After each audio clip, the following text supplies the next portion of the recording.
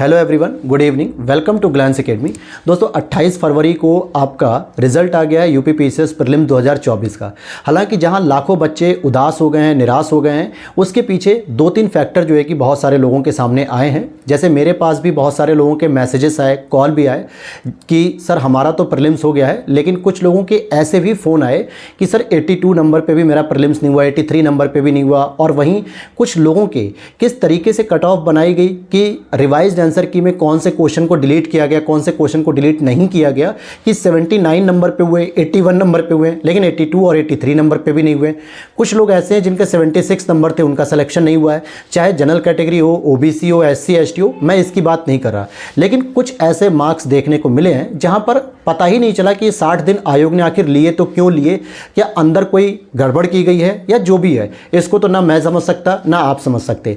लेकिन जिनके साथ ये अच्छा नहीं हुआ कि रिजल्ट नहीं हुआ है, उनको अब क्या करना चाहिए? क्योंकि देखिए पहले ही ऑलरेडी वो बच्चे इतने डिप्रेस थे, आरओ की परीक्षा लगातार पोस्टपोन की गई, इतना धरना प्रदर्शन किया गया, साथ ही साथ यूपी पीसीएस की भी परीक्षा हुई जो मार्च में होनी थी, फिर उसके बाद प्रस्तावित होते होते 22 दिसंबर को हुई। और इस तरीके से बॉर्डर लाइन पे बहुत सारे एस्पिरेंट थे जिनके 2 महीने खाली इसी इंतजार में चले गए कि हम रिजल्ट आने के बाद डिसाइड करेंगे कि हमको प्रीलिम्स की तैयारी करनी है या मेंस की तैयारी करनी है। और साथ ही साथ आपको बताते चलूं कि बहुत सारे लोगों के मेरे पास क्वेरीज आ रही थी कि सर आपका क्या हुआ। तो मैं अपना साइड में रोल नंबर आप मेरा देख पा रहे होंगे, मेरा प्रीलिम्स हो गया है दोस्तों। क्या रणनीति अपनाई थी, क्या बुक लिस्ट मैंने फॉलो की कि लास्ट 3 ईयर से मेरा लगातार प्रीलिम्स हो रहा है, मैं लगातार 2 मेंस दे चुका हूं, इस बार भी देने की तैयारी रहेगी। तो इस पर मैं एक अलग डिटेल्ड वीडियो बना दूंगा जो आप लोगों के लिए बहुत हेल्पफुल रहेगी कि तो कौन सी ऐसी मैंने रणनीति अपनाई, बुकलिस्ट अपनाई जिससे मेरा प्रीलिम्स नहीं रुक रहा है। तो आपको भी वही चीज़ें मैं बताऊंगा अलग से एक डिटेल्ड वीडियो बना के, जिससे आपका भी प्रीलिम्स नहीं रुकना चाहिए। एक ही बार में आप 12 अक्टूबर को क्रैक कर जाओ, प्रीलिम्स की मैं बात कर रहा हूँ यूपी पीसीएस। लेकिन अभी क्या है, आपके सामने एक बड़ी चुनौती आ रही है कि सर अब इस ऊहापोह से बाहर कैसे निकले, इस ट्रॉमा से बाहर कैसे निकले कि जिस पेपर को इतना वेट करने के बाद 22 दिसंबर को दिया, पेपर इतना हार्ड जिसका अता पता नहीं चला था कहाँ से क्वेश्चन आ रहा है, ना कोई बुक से आ रहा है, ना कोई टेस्ट सीरीज से आ रहा है, ना कोई घटना चक्र से आ रहा है, आखिर पेपर आया कहां से ये भी मैं अलग से बता दूंगा। लेकिन अब 2 महीने वेट करने के बाद रिजल्ट आता है कि हमारा सिलेक्शन नहीं हुआ, तो क्या करना चाहिए? सबसे पहले मेरी पर्सनल जो सलाह रहेगी दोस्तों, पहले इस आपको ट्रॉमा के जो जोन है, जो आपके सराउंडिंग एरिया में जो नेगेटिविटी फैल चुकी है, उसको दूर करिए। उसके लिए 2-3 ऑप्शन हो सकते हैं। सबसे पहले आप घर के बीच रहिए, घर पे जाइए, अपना 1-2 दिन घूमिए, थोड़ा माइंड को रिलैक्स करिए। या फिर आप जहां भी रह के तैयारी कर रहे हो, चाहे घर पे रह के कर रहे हो, चाहे बाहर शहरों में रह के कर रहे हो, लखनऊ, इलाहाबाद, बनारस, दिल्ली जैसे शहरों में रह रहे हैं, तो कहीं आप घूम के आ सकते हैं। उसके बाद आपको 2 से 3 दिन के बाद प्रॉपर अपनी तैयारी में लग जाना है। क्या तैयारी करनी होगी, ध्यान देना। जैसे मैं इस बार प्रीलिम्स क्वालिफाई हुआ तो मेंस की सबसे बड़ी मेरे पास चुनौती आ रही है, और बहुत सारे एस्पिरेंट जो हमारे चैनल से जुड़े हुए थे, लगभग 10 से 12 लोगों के मेरे पास विद प्रूफ आ चुके हैं, जिसको मैं एक अलग वीडियो में दिखा दूंगा कि हाँ हमारा सर आपके चैनल से जुड़े रहने से जो भी बेनिफिट हुआ उनका प्रीलिम्स हो गया। लेकिन डाउट हो रहा है कि सर अब मेंस कैसे करें, क्योंकि हमने तो 2-3 साल लगातार तैयारी जो भी की वो प्रीलिम्स की मेंस का कुछ भी हमारे पास नहीं है। तो ऐसे बच्चे आप भी हो सकते हैं। जब अगर 12 अक्टूबर को आपका प्रीलिम्स निकलेगा ना, तो आप भी परेशान होंगे कि सर हम अगले 3 से 4 महीने में कैसे मेंस करें, क्योंकि इस बार तो संयोग अच्छा है कि पहले ही डेट मिल गई और 29 जून को पेपर है, 4 महीने का समय दिया।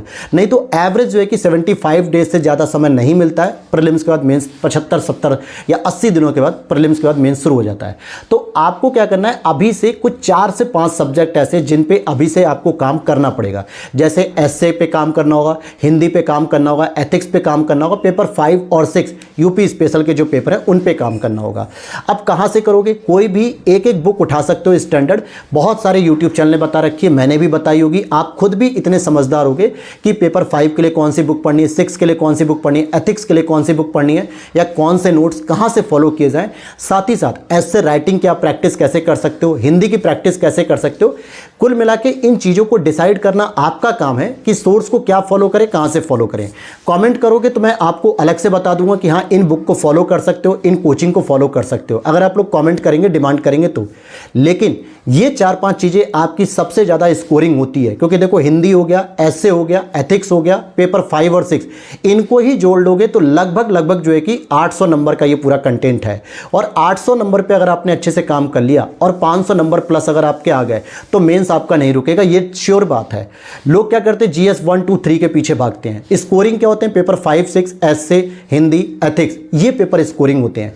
तो इस पे सबसे पहले आप काम करिए और एक टारगेट लेकर चलिए कि अगर अगर आपको यूपी पीसीएस 2025 निकालना है फाइनल, तो कुल मिला के आपको क्या करना होगा कि अगले 3 महीने में इन सब्जेक्ट्स पे काम करना होगा। पहले एथिक्स पे करिए, पेपर 5 और 6 पे करिए, एसए पे करिए, हिंदी पर करिए। जैसे मेरे पास करीब करीब जितने लोगों के प्रीलिम्स हुए हैं, सबका डाउट हो रहा है सर हमने एसए को कभी नहीं देखा, हिंदी को कभी नहीं देखा। पेपर 5, 6 को सर पहली बार इंट्रोड्यूस किया गया 2024 के मेंस में, 23 के मेंस में और 24 में आ रहा है। तो इसके लिए कोई बुक नहीं है, कोई नोट्स नहीं है मार्केट में, क्या करें समझ में नहीं आ रहा है। और जबकि यही स्कोरिंग नंबर है दोस्तों। ऐसा नहीं कि उनके पास ही चैलेंज है, मेरे पास भी है, क्योंकि मैं भी क्या है कि कभी कभी एसए पे काम करता हूं, कभी नहीं करता हूं, हिंदी पे करता हूं, कभी नहीं करता हूं।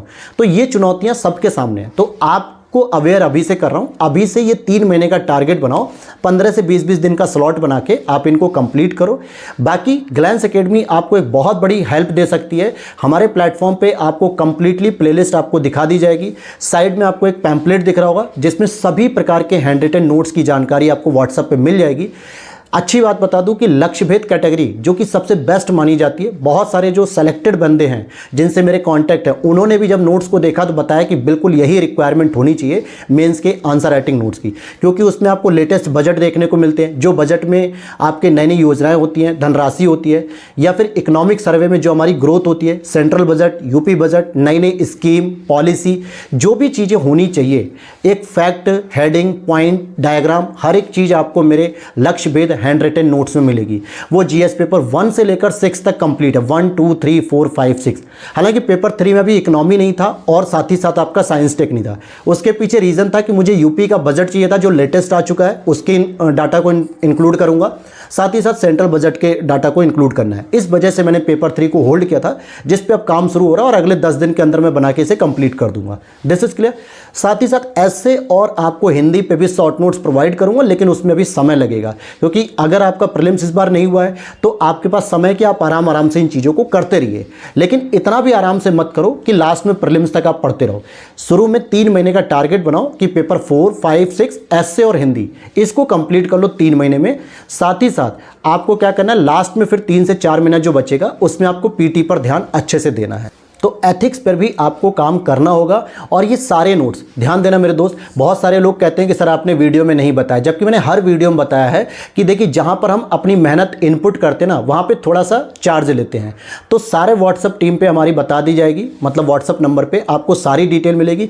सारे हैंड रिटन नोट्स हमारे पेड होते हैं, जिसके लिए आप कुछ पेमेंट करते हैं और उसमें सारी प्राइस लिस्ट आपको मिल जाती है। साथ ही साथ आपको डेमो भी मिल जाता है। आपको अगर लगता है कि नहीं सर मैं बिगनर हूं, मुझे नहीं समझ में आ रहा है कि क्या ये नोट सफिशिएंट होंगे कि नहीं, तो डेमो पीडीएफ जो कि 34 से 35 पेज की है, इज दिस सफिशिएंट? हर एक पेपर से 2 से 3 पेज आपको मिलते हैं, जीएस पेपर 1 या सब्जेक्ट वाइज से। आप किसी भी सेलेक्टेड बंदे एस्पिरेंट होते हैं या जो आपके सीनियर होते हैं जिन्होंने मेंस का भी लिखा हो, आप उनको भी दिखा सकते हैं कि सर ये नोट सफिशिएंट होंगे कि नहीं।